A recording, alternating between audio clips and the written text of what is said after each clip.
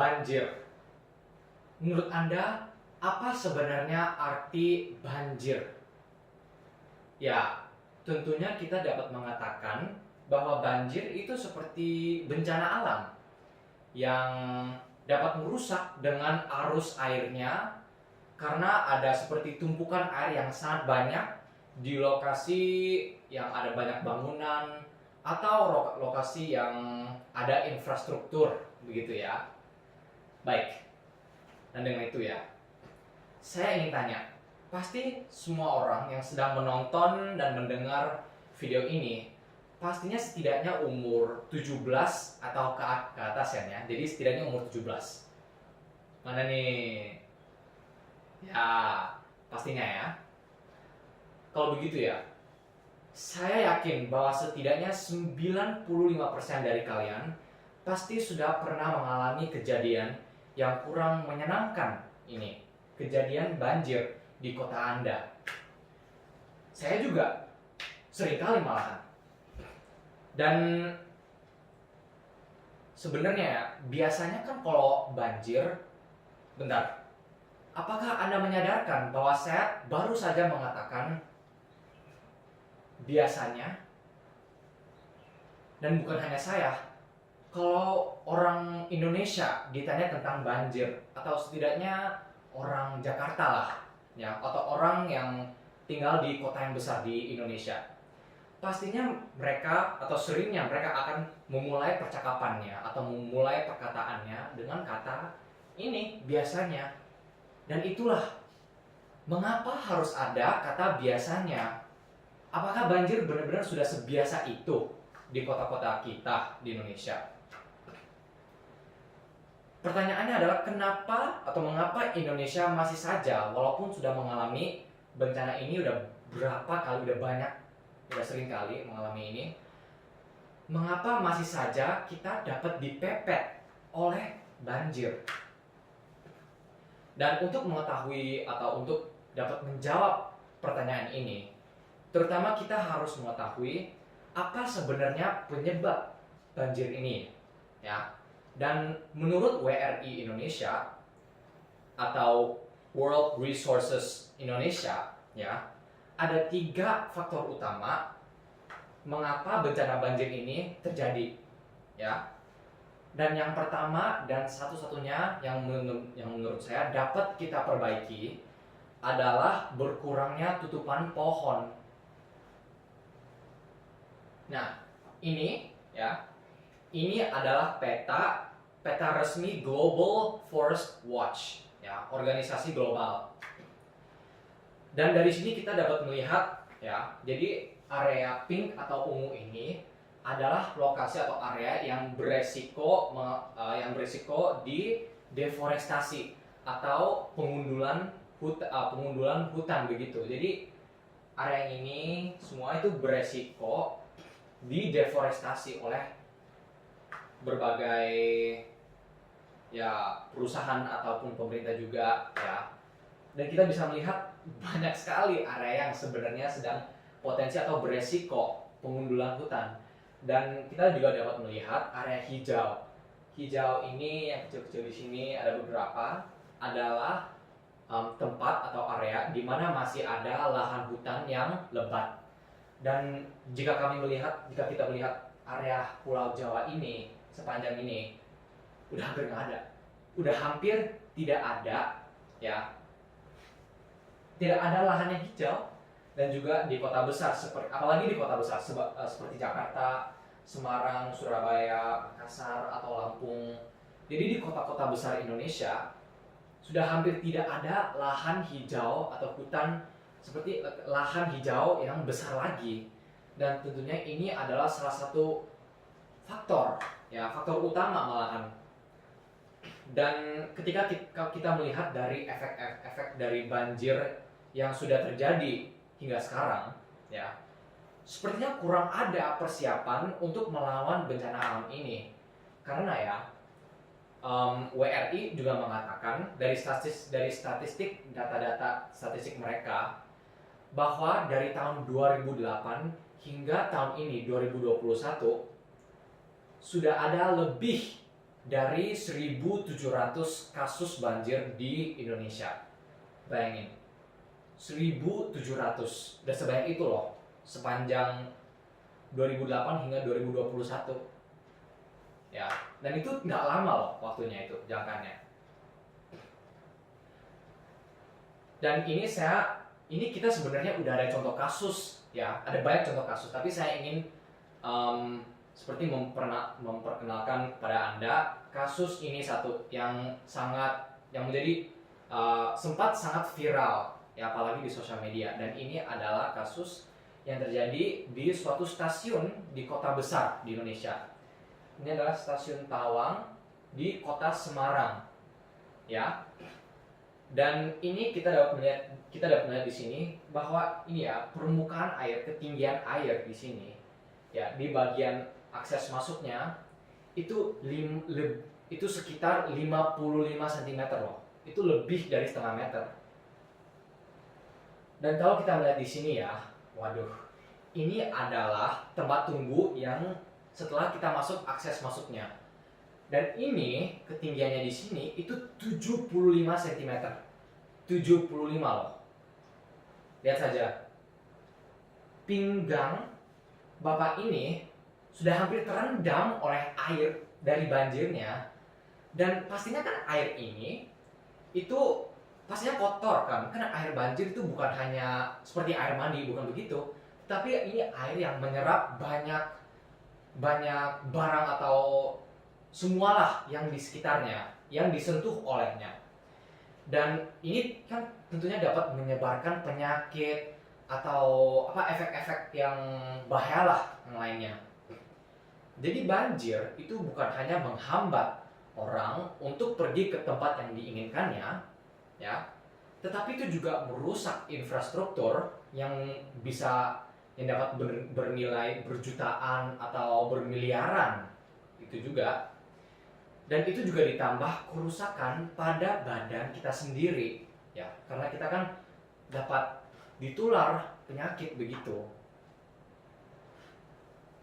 Dan sayangnya tindak pencegahan bencana banjir di Indonesia belum berhasil melawan kekuatan alam yang sudah beberapa tahun ini sudah benar-benar melandas tanah air kita. Karena ya, menurut panitia khusus atau pansus banjir, Zita Anjani yang sekaligus wakil ketua dari DPRD DKI Jakarta, kapasitas kali dan sungai yang digunakan untuk penampungan air di DKI Jakarta hanya dapat menampung 950 meter kubik per detik loh. Dan sedangkan rata-rata banjir, kapasitas dari banjir yang terjadi ya, jadi rata-rata setiap tahun oleh karena banjir airnya adalah sekitar 2100 hingga 2650 meter kubik per detik loh. Dan tentunya ini bedanya jauh lebih dari 2 kali malahan. Dan apa yang terjadi pada awal tahun 2020 ya, awal tahun lalu kan juga ada banjir itu ya. Dan itu mencapai titik maksimumnya itu hingga 3.389 meter kubik per detik loh. Ini melebihi ini 3 kali ya. Jadi ini tentunya tidak bisa menampung semua air dari banjirnya ya. Dan inilah yang terjadi pada awal tahun 2020. Dan selain ini menurut ketua panitia khusus banjir ini,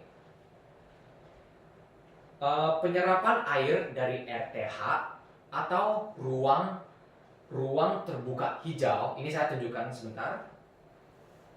Jadi lahan-lahan seperti ini yang dapat dibangun oleh pemerintah ya, dari proyek ini ada namanya, yaitu RTH atau ruang terbuka hijau ya.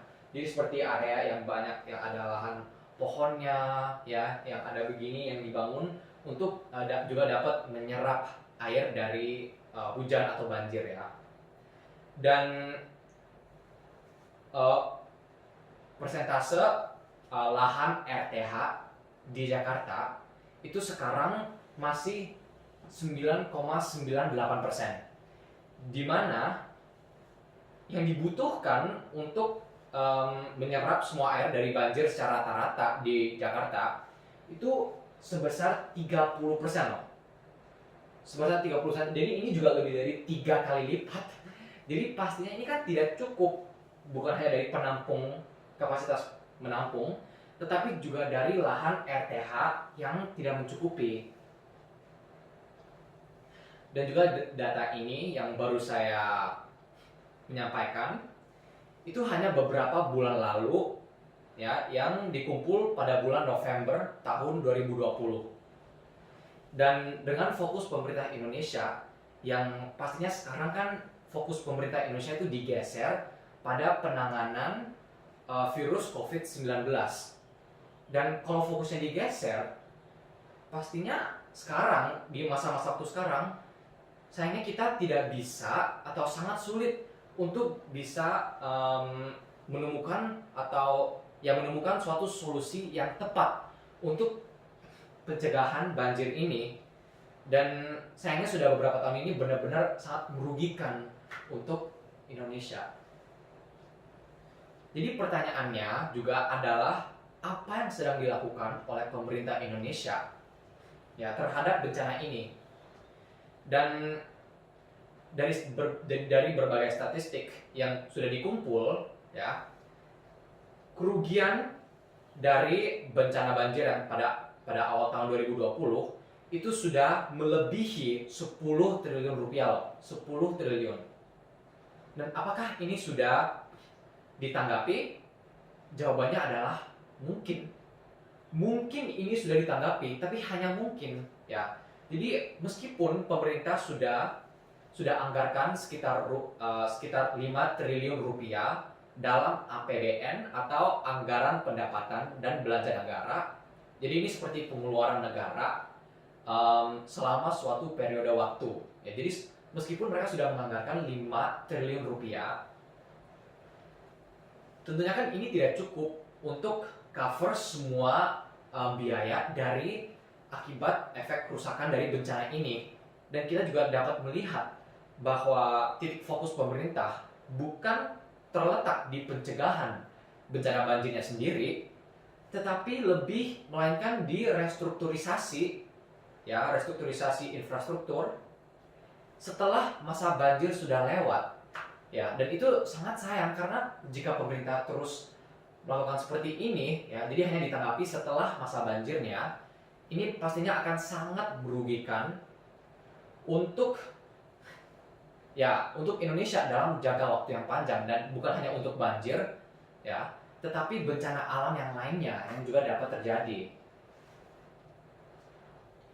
Ya, jadi dengan ini ya, saya ingin mengajak teman-teman, kawan-kawan dan saudara-saudari negeri Indonesia kita ini untuk menyadari dan bersorak kepada pemerintahan Indonesia, pemerintahan kita, sehingga mereka tidak hanya fokus pada tanggapan bencana, tetapi lebih pada rencana antisipasi untuk bencana-bencana banjir ini. Ya, karena sudah udah sangat sering ini terjadinya, sampai seperti saya bilang pada awal, sampai kita selalu memulai percakapan dengan kata, atau sering kali kita memulai dengan kata biasanya kalau banjir itu saya begini atau saya itu, dan itu menurut saya itu tidak benar. Seharusnya itu tidak begitu ya, karena ini ya, dampak bencana ini justru inilah suatu kejadian yang dapat mempengaruhi status ekonomi, politik, dan sosial Indonesia, begitu loh. Karena bayangkan kalau kita setiap tahun atau hampir setiap tahun kita diketawahi oleh negara-negara lainnya karena penanggapan banjir kita yang kurang efektif. Itu kan memalukan, dan tentunya kita kan tidak mau begitu kan? Pastinya tidak, ya.